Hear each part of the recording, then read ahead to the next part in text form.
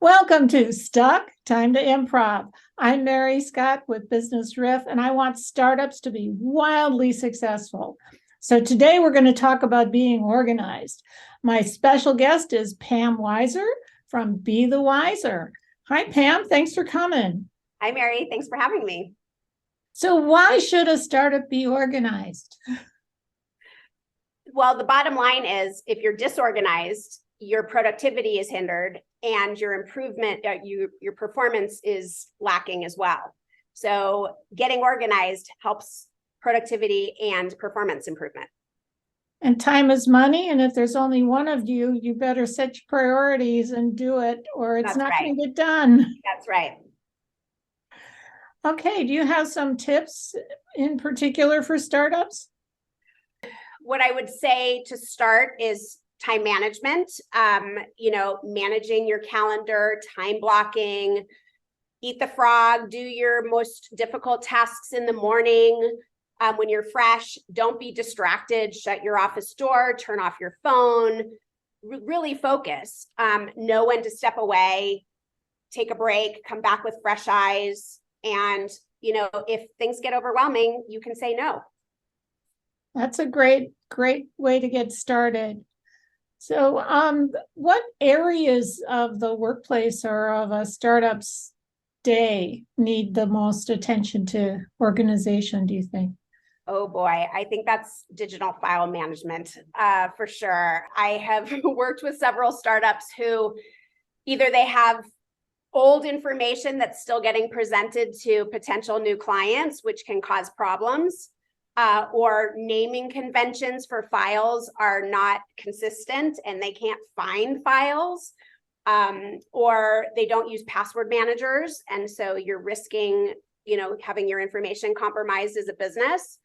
Or not using a CRM tool or a project management tool to basically have a central repository for all of this information. And when information is everywhere, you create disorganization.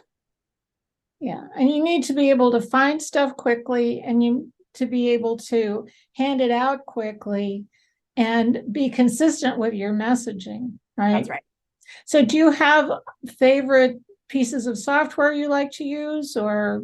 It varies by company. It depends on growth stages and where they are with what they're trying to capture. So I've worked with large CRMs like HubSpot and Salesforce and small CRMs.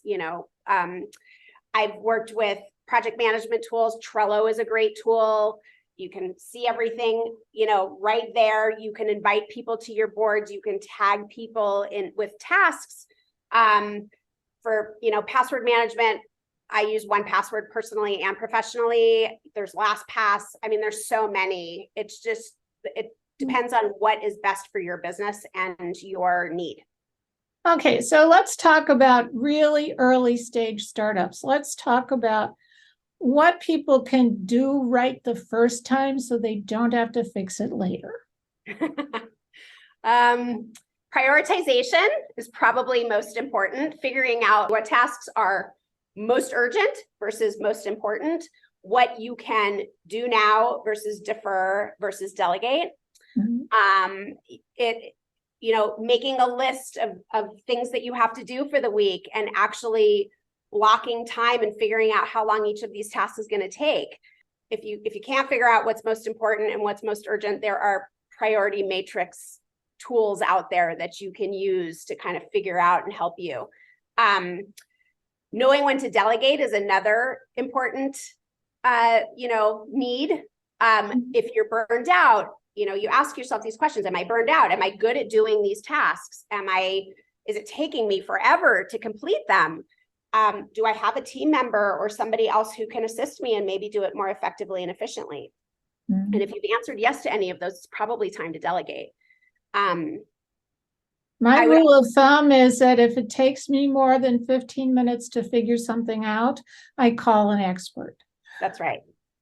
Yeah, I'd also say practice, setting boundaries and creating work-life balance, which is really hard when you are the only person doing your business and you have to schedule in time to go and exercise and schedule in time to eat, take your breaks, step away and refresh so that you don't get burned out.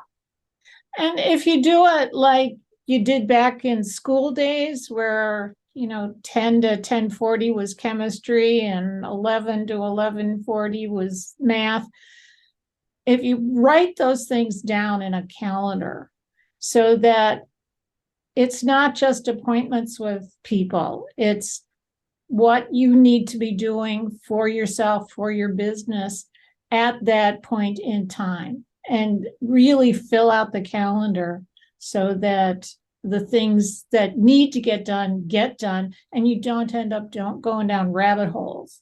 That's right. I color code my calendar as well. So I know which are client meetings, which are personal, which are trainings, which are, actual just work on my business. So, which is helpful as well. I mean, it kind of compartmentalizes my tasks and I know how much time I have and it's obvious. Right. And you don't have to stop and think, what should I be doing now? It's all written down. So when do you usually take time to plan the next week? I have time scheduled on my calendar to purposely work on my business. And part of that is planning. So I have about 2.5 hours at the beginning of the week and about 2.5 hours at the end of the week. So it tends to get pushed a little bit depending on my client needs, but it always gets done. Is there something that all of your clients need first? Everybody's different. It's so hard.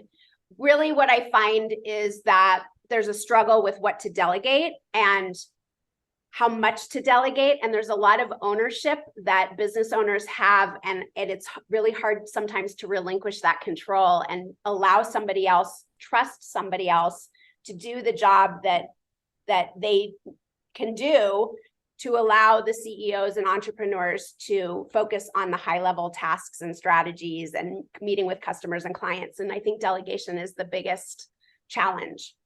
And it's important to remember that the few hours you spend training someone to do something is going to save you hours and hours in the future because you won't have to do it anymore. That's right. So you need to think of that as time invested rather than time spent.